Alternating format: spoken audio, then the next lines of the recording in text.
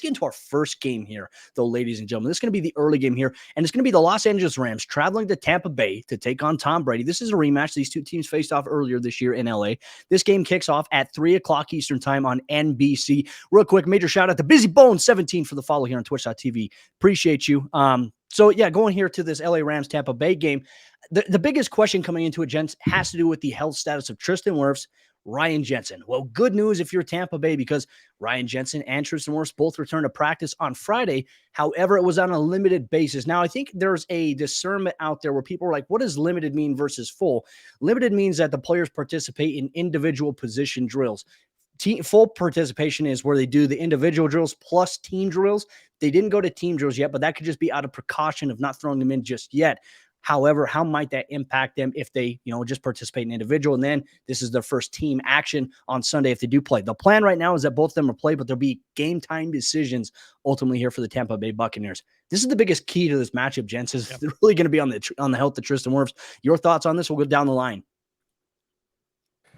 It's going to be amazing. And I saw John Ledger, who covers the Tampa Bay Buccaneers down there now. He said it would be incredible to see Tristan Wirfs actually playing this football game. He could barely walk when he came back into that game last week. So I'm going to be interested to see just how that progresses. I know that, Ryan Jensen played last week on that bum foot. So it'll be interesting. I think Tristan Wirfs is going to try to give it a go if he's limited with a lower body injury. That usually when you're not going to play, you're not practicing. If you're practicing, you're probably going to be good enough to at least give it a shot. Now, if it comes down to game day and, the swelling hasn't gone down and he's not able to manage the pain, then he's not going to be able to play. But if he's limited in practice today, I'm going to give him a little bit of a chance to play on Sunday. Yeah, I mean, the big part about it, he was actually able to get out there. And I think we kind of saw that as like a good sign, because he actually tried getting back out there in their game on Sunday. So I think it kind of gave a little bit of an idea that, okay, he might try to have a good idea to get out there again. The concern is, okay, at what percentage of him out there do you want that against Aaron Donald? At 70% Tristan Wirfs, for as good as that might still be, you're still going against one of the best humans to ever put on a football pads. So I think that's going to be his biggest concern. It's not just, the availability, but it's also going to be the efficiency. Do they have another guy who could kind of step in and try to take on that role? Because you're going to be looking at a lot of double teams trying to steal that edge, or they're going to be trying to keep back one of their running backs, trying to pick up that backside pressure with an Aaron Donald. He's really going to have to try to lean on that run and try to combo back on the outside, because I don't think Tristan Wirfs at 80%, even if he's able to get back out there, it's going to be enough to keep that pressure off Tom Brady. I think we're going to see a ton of pressure sent after Tom Brady, regardless if Wirfs is there, as you mentioned, because he's not going to be 100%. And the question is, too, how much do you evaluate that pregame if he is putting on his pads, warming up, that if it's starting to bother him, is it almost a detriment for him to return to play? Or is it more like, hey, this is it. This is your chance to get back to the Super Bowl. You play, and then maybe you get a cleanup procedure in the offseason. I mean, there's those elements to it as well, but then you potentially risk severe injury, which I don't think you want to do that. So the medical staff here for Tampa Bay, I know eyes are on them in a sense because the whole AB stuff. And ironically enough, for a guy who needs immediate ankle surgery, him doing all the moves on Instagram for his I Am Athlete appearance with his ankles, I don't know if I'm going to buy that. So we'll see how things go there. But even to mention it, Aaron Donald, Von Miller. I mean, Von Miller looks so damn good right now. He's completely healthy, and now he's finally getting adjusted to the LA Rams defensive scheme coming over from Denver.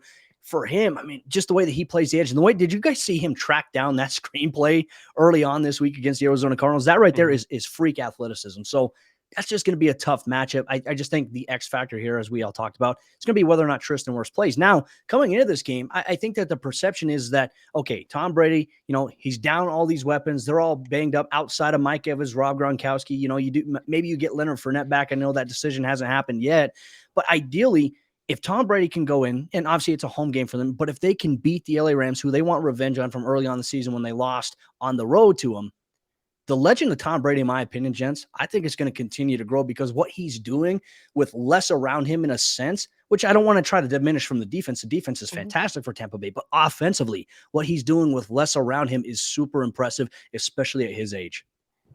Yeah, and I just wanted to bring up really quick. Josh Wells is the backup for Tristan Wirfs, and Josh He's Wells banged has up. been battling a quad injury as well. So it's going to be a really tough situation. Him being partially injured as well, and he played a ton of snaps in that game despite the injury, and he played half decently. But for me, when we're talking about Tom Brady.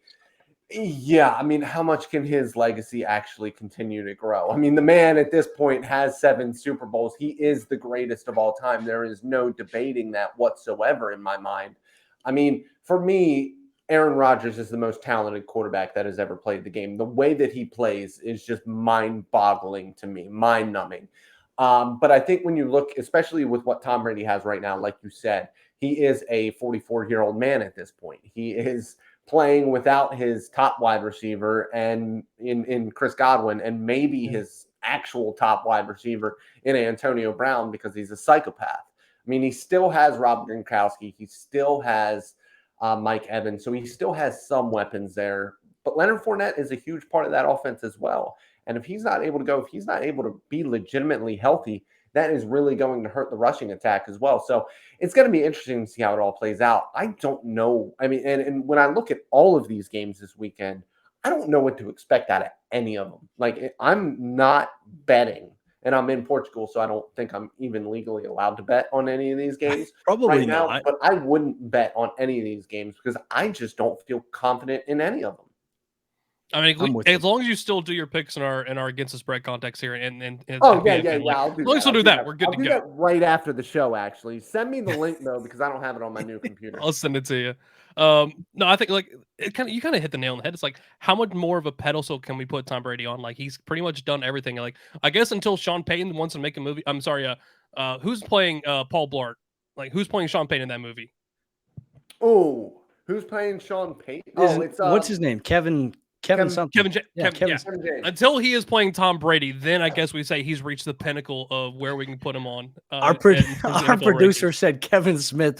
Not Silent Bob. It No, ain't it's not Silent Silent Bob. Bob. Oh, Come oh on now, God. Brian. I thought mine was bad. That would have No, been but like funny it's like though. you said, there's only so much more Tom Brady can do, and what he's doing right now it's remarkable. Not just he doing it at the age, but also the efficiency he is on right now with these limited weapons. I think kind of hit the nail on the head when you talk about Leonard Fournette. That's a really big key piece because we saw playoff Lenny turn into Lombardi Lenny last year, and that momentum really carried into the season where we were kind of wondering, okay, is it going to be Ronald Jones? Is it Leonard Fournette? Leonard Fournette absolutely took off. I believe he was also third in the NFL in receptions. That's why you saw all of a sudden Giovanni Bernard last week come in and be that passing game back that we always saw. You know, we associate James White with the Rex Burkheads up there in New England. So to him operating that role, like he was number 2 in targets last week.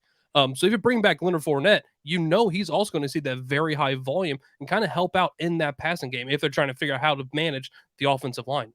It's going to be something, key thing to watch here. Now let's flip it to the Rams perspective here as everything is mind-boggling here on today's episode of this show here. Matthew Stafford, he prepares for the next step though, ladies and gentlemen, for all of you that are watching at home here at twitch.tv, we appreciate you. If you're a first-time viewer, thank you so much. If you love football talk where we have fun, we break things down, we go in depth with everything, go ahead, hit that follow button, or if you have an Amazon Prime membership, hit that subscribe button and they will take care of everything for you as well in terms of the cost to subscribe to your Pro Football Network weekly. Also, once we get to 250 followers, we're doing a live jersey giveaway where you have a chance to win a jersey of the team or player of your choice once we get there. We appreciate you, and obviously CB Nuttree in the chat. Appreciate you for joining us here for the first time ever, my friend. But for Matthew Stafford, the big weight on his shoulder from this past week, first playoff game, like he was really looking for that first playoff win, not his first playoff game, but first playoff win.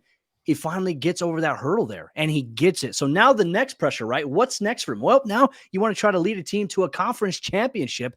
This is the one obstacle. And unfortunately, I mean, it's not an easy task because you are playing a very tough Tampa Bay defense that seemingly at this time of the season seems to turn it on. Because, gentlemen, remember when we were talking about them before the wild card playoffs last year, we're saying, hey, that secondary is a little bit of a concern for us. But then we didn't really worry about it against the Kansas City Chiefs because they did a really good job.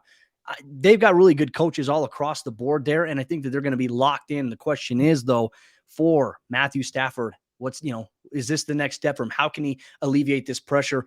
Or is there not a lot of pressure on his shoulders since getting that pressure off this past week, Dalton?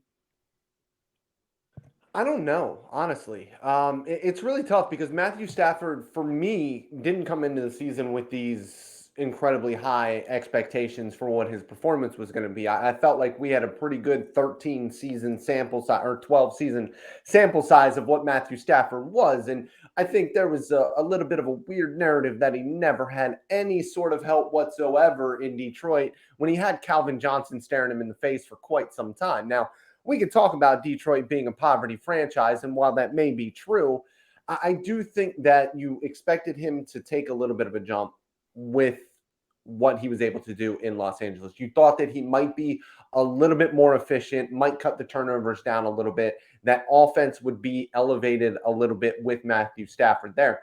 And we really haven't seen that. The offense has been good. The Rams' offense is always good. Sean McVay is one of, if not the best offensive minds in the NFL. He was able to elevate Jared Goff to a Super Bowl run. Like, that's how good this man is.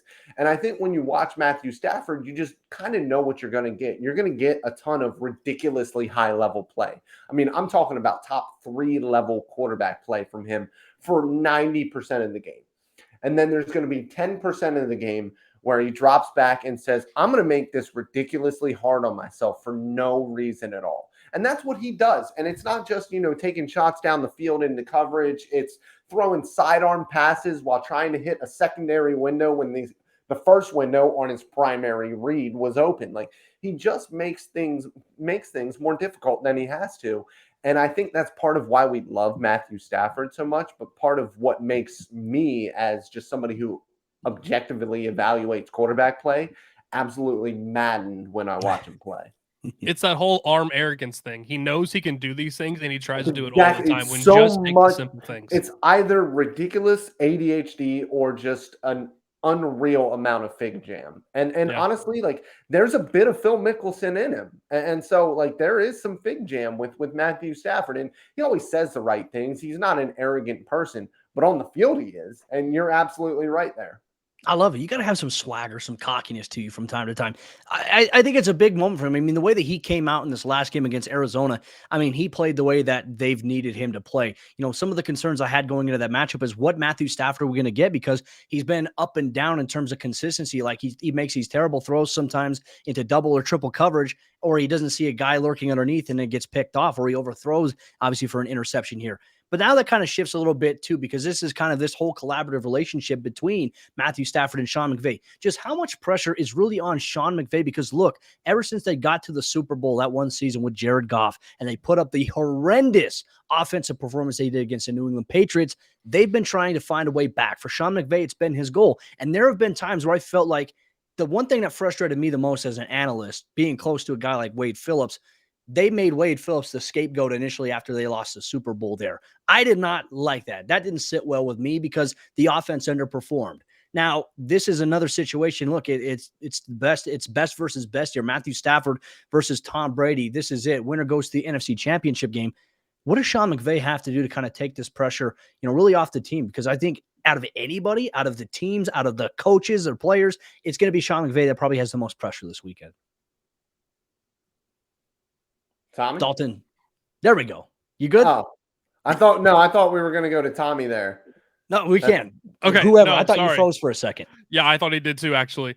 No, for me, with Sean McVay, it's like, honestly, he needs to win these games, because you finally get the quarterback you've always wanted in this offense. The one we've always wondered, okay, if you have a dynamic vertical threat style quarterback in this Sean McVay offense, like we saw what you did with Jared Goff, put someone good in there. We've all said, okay, this team could go to the moon. Like, this is his chance to kind of cement that and say, hey, yes, I am the coach and the manager that everyone has always thought I was. This is his chance to prove it. Because everyone kind of goes back and saying, like I said, the New England Patriots kind of figured him out, although the blame got placed on other people. Like, this is Sean McVay's chance to kind of shut some people up and say, look, I am good, and he's going to do it all the back of Matthew Stafford. Anything you want to share on that, Dalton?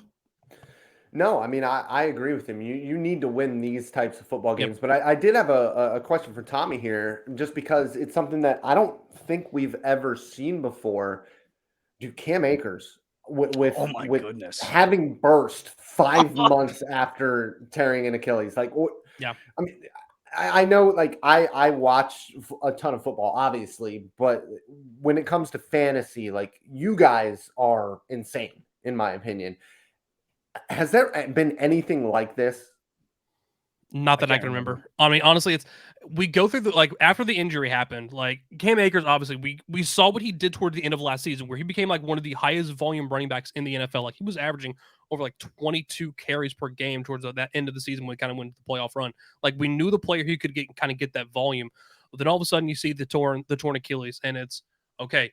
Now, like he's kind of lost a lot of his value because we had never really seen a running back kind of make this type of progression. Like honestly, what Marlon Mack was doing earlier in the year, we were kind of saying in the background, look, this is good news for Cam Akers. We're finally seeing someone play well after torn Achilles. Yeah. But what he's doing is completely different. Like this to me, it's very much in the same line. Like when Adrian Peterson came back from a torn ACL.